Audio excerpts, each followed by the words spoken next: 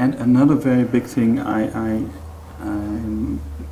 learned is that the same like Luc, if he does a case, he's actually not interested in which remedies have been given already, because if he comes to the remedy and if he's convinced about the remedy, he will give it.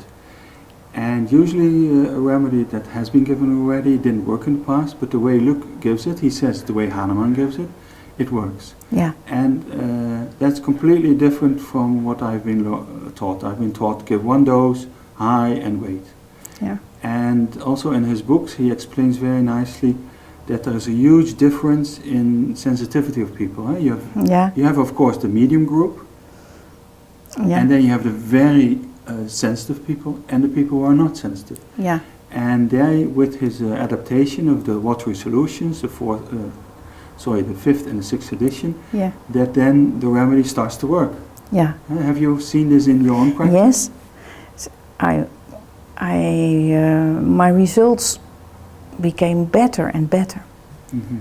And I could manage the reactions of the patients far better. Mm-hmm. Because I could discuss with them.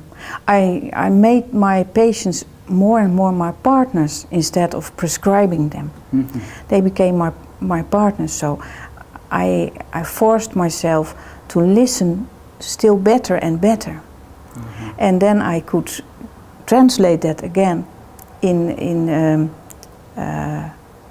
managing the remedy. Mm-hmm. So yes, okay. I'm really enthusiastic about it. Okay. Yeah. So in homeopathy here on the special school section, Luc De Schepper Live, there's a media collection, and we have currently already something like 30 media items. And I mean media items, it can be lectures about philosophy, homeopathic theory or philosophy. Then we have a few remedy lectures, full remedy lectures, and we have cases. And the cases, you can see the whole consultation, you can work on it yourself, and then you see Luc's analysis. Yeah.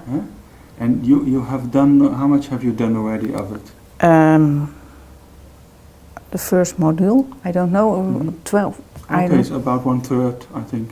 Yeah. I don't know that case, but my family was not so happy because it was around Christmas time, and I almost got enslaved. I wanted to see more and more of it. So yeah, it was Okay, thank you very much. And when we get permissions of the patients, we have seen thus far the last 3 days, and they are going well. We're going to put them up on Luc De Schepper Live also. Okay.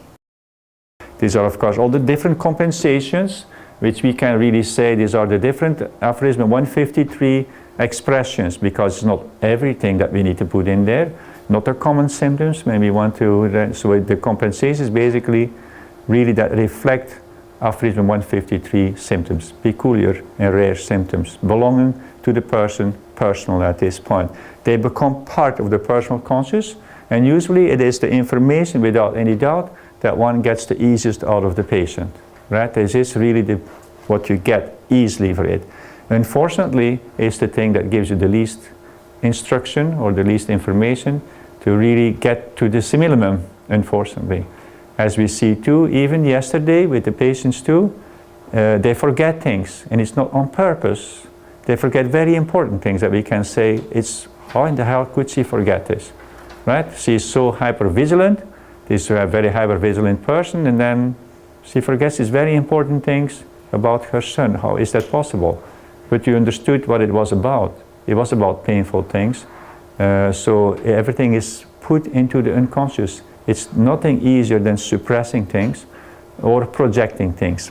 Everything on the other side is you see, here is the opposite side, the unconscious, the personal unconscious, where we actually will have the shadow now, and where we actually put everything in there, what we don't like or what's too painful, like we could see yesterday. We should put everything in there, and with the hope we forget about it. Or, as you understand, the shadow is like having anesthesia on a wound, okay? The wound is not healed. The wound is just, you can live with it, but it's not healed, it's not cured. It's like anesthesia, it's psychological anesthesia in the shadow. You just have it right in here.